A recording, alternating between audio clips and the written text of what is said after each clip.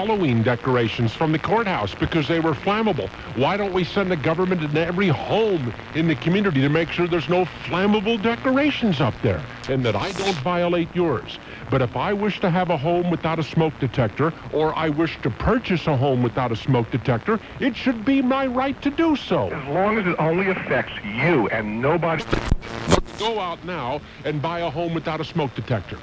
I'm not allowed to. No, but you can disconnect them, and if you buy an older home... Well, I should not be... With them, you don't have to put them in. I should not be forced to pay for them if I do not wish to have them. Of course, that would be absurd. I wish to have them. But the government is not my parent.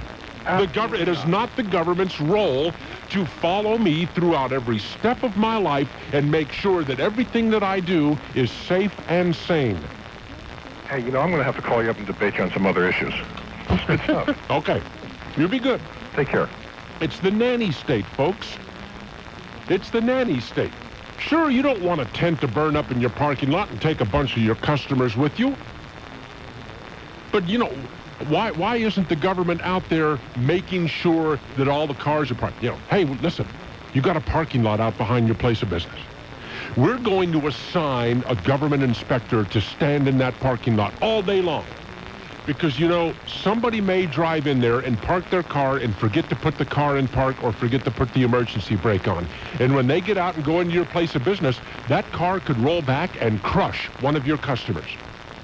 So we're going to assign somebody to stand in your parking lot all day long, and every time a customer comes in and parks, they're going to walk up to that car and make sure the car is put in park and make sure the emergency brake is applied so that that car will be safe while that customer's in your place of business. Oh, and by the way, while we're at it, we're going to assign a government inspector to come by your home. What time do you serve dinner? Well, I serve dinner at about 7 o'clock. Fine. Our government inspector will be by your home every night at 6:45. And we will inspect what you are serving to your family for dinner. If it is meat or poultry or fish, we're going to make sure that you have cooked it enough to kill all the bacteria. If it is vegetables, we're going to make sure that you have washed them properly. So, don't eat before our government inspector gets by there to make sure that you've cooked your meal right. Oh, by the way, do you plan any Christmas parties? Well, yeah. What date? Yeah. The 20th. What time? 7 o'clock in the evening. Okay, our government inspector will be by at 6 o'clock that evening to inspect your decorations. We want to make sure that none of your decorations are too flammable. And please have all the food you're going to serve at your party ready for our government inspector to look at all that food and make damn sure that none of that could hurt any of your guests. I mean, how far do we take this? How far? It says we all need our own personal government inspector to stay with us and follow us everywhere we go, every day, so that we will live. How did we ever get this far without our own personal government inspectors? The building in which they signed the Declaration of Independence for this country would be condemned today as being uninhabitable and not meeting the building codes. Building codes protect, in large part, building codes are the friends of developers and builders because it forces them, with their acquiescence, to put in more expensive equipment and supplies and building materials so that they can get more for their product.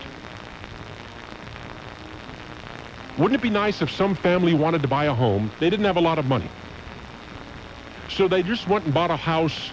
I said, look, just frame in the house for me. Get up the framing and get up the exterior walls.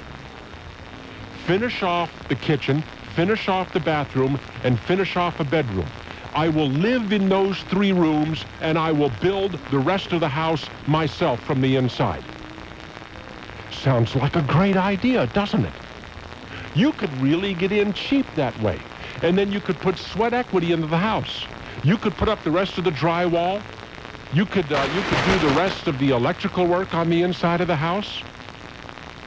You could put up ceilings. You could do the plastering. You could do the painting. Then you could install some floor or carpeting or what have you.